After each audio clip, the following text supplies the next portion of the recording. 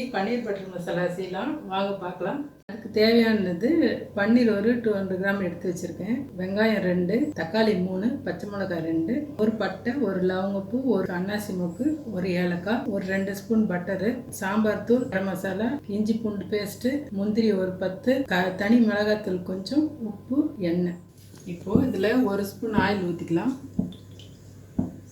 இதை எடுத்து வச்சுக்கிற பட்டரில் பாதி ஃபஸ்ட்டு போட்டுக்கலாம். பட்டை ஏலக்காய்லாம் போட்டுடலாம்.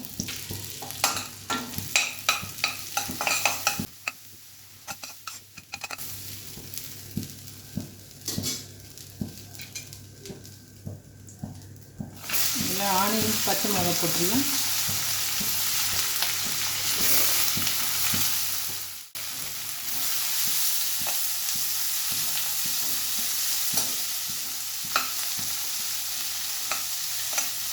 இது பொன்னிறமாக செவத்தணும்.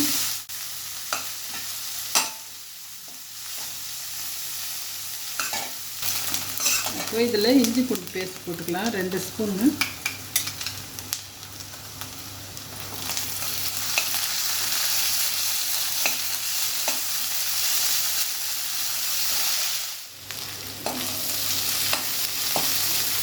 இப்போ வெங்காயம் நல்லா வதங்கிடுச்சு.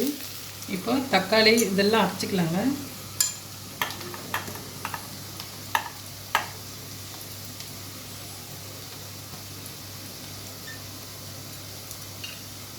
கரம் மசாலா பவுட்ரு, தனி மிளகாய்த்தூள், சாம்பார் மிளகாய்த்தூள், முந்திரி, இதெல்லாம் நைஸாக அரைச்சிக்கலாம். நம்ம இதை அரைச்சி வச்சுருக்கோம் இல்லைங்களா, இதை போட்டுக்கலாம்.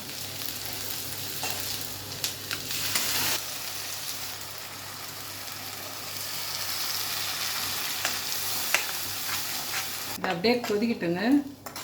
கொஞ்சம் ஒரு 2 நிமிஷம் 3 நிமிஷம் கொதிக்கிட்டோம். அந்த பச்சை வாசனை போட்டோம், கொஞ்சம் போட்டுக்கலாம்.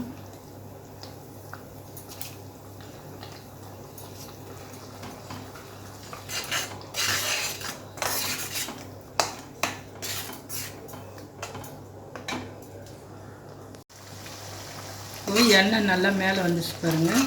இப்போ பன்னீரை போட்டுக்கலாம்.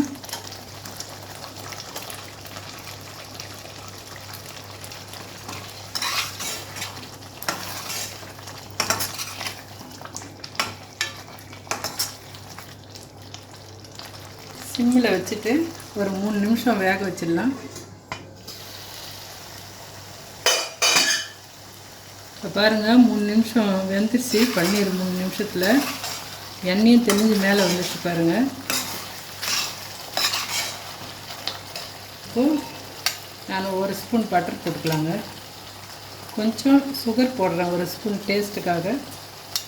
பால் கொஞ்சம் ஊற்றிக்கலாங்க. இது வேணுன்னா ஊற்றலாம், நான் ஊற்றுறேன்.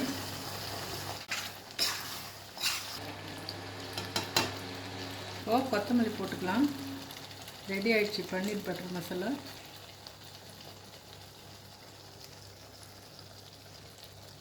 இப்போ பிளேட்டில் வைக்கலாங்க.